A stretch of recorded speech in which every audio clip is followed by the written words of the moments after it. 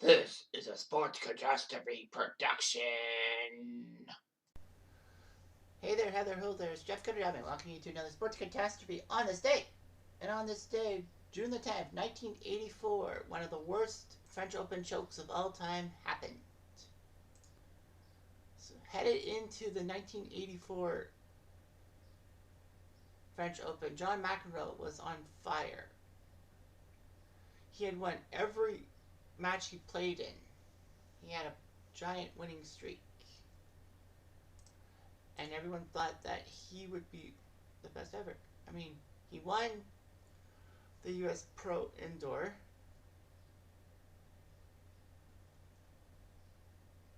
He won the Tennis Grand Prix in Madrid.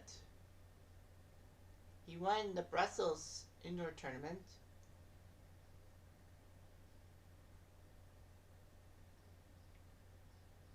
He won a few key events, but he didn't lose a match. McEnroe would be ranked number 1 in the poll and for the 1984 French Open. His run to the final was a gigantic win for De La Peña of Argentina in straight sets, beat Tasterman in straight sets, Purcell in straight sets. He actually had trouble with the Spaniard Jose Higueras, who actually took the third set off him, meaning that McEnroe for the first 4 matches could not sweep through in straight sets. Meanwhile, on the other side of the coin was number 2 Ivan Lendl, who was playing as a Czech national at that time. Lendl beat Mitchell of the US in straight sets, Martinez of Bolivia in straight sets, McAmey of Australia in straight sets, Anders Jarrett of Sweden in straight sets. So they both had good moves. Lendl would face the Ecuadorian Andres Gomez in the quarterfinals, beat him in 4 sets. McEnroe crushed Jimmy Arias, his fellow American, in 3 straight. McEnroe would face Jimmy Connors and beat him in straight sets before learning that Ivan Lendl in straight sets took out Mats Wilander. So it was definitely 1 versus 2, McEnroe and Lendl.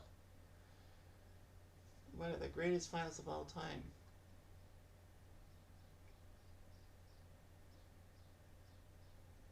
So anyway, John McEnroe had a 2 sets to none lead, and it looked like good for Mac. Super Mac was going to win the French Open. Now bear in mind, in those days, the Australian Open wasn't the first major, it was the last major of the year. The French Open would be in June, Wimbledon in July, US Open in September, and the Australian Open in December. But anyway, McEnroe looked good. Unfortunately, in the 3rd set, he had stumbled.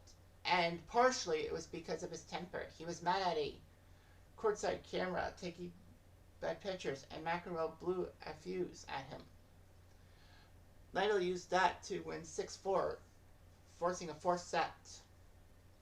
McEnroe, try as he might, wasn't able to keep the momentum, and Lendl beat McEnroe 7-5, 7-5 in the final 2 sets. So McEnroe, for some strange reason, had blown it.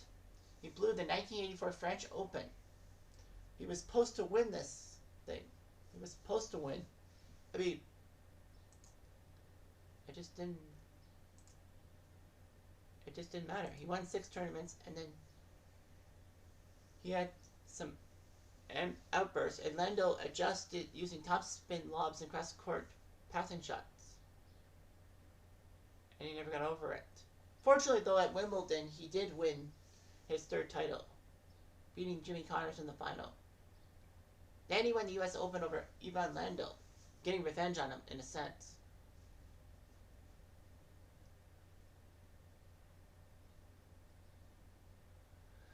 Well, of course, 84 was also the year at the Stockholm Open that he won the tournament, but he had the on-court outburst.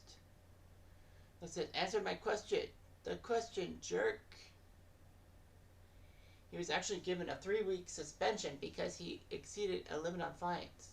All that.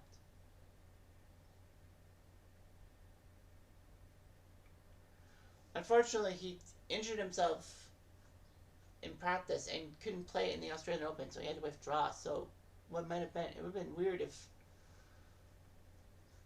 he won the 1984 Australian Open, and he would have had 3 out of 4 majors, and this was the one that eluded him. But we'll never know. So John McEnroe blew a 2-0 lead in the final and said that's the most bitter defeat he has ever had. I believe him. I really do. Anyway, I'm Jeff Diamond. I do.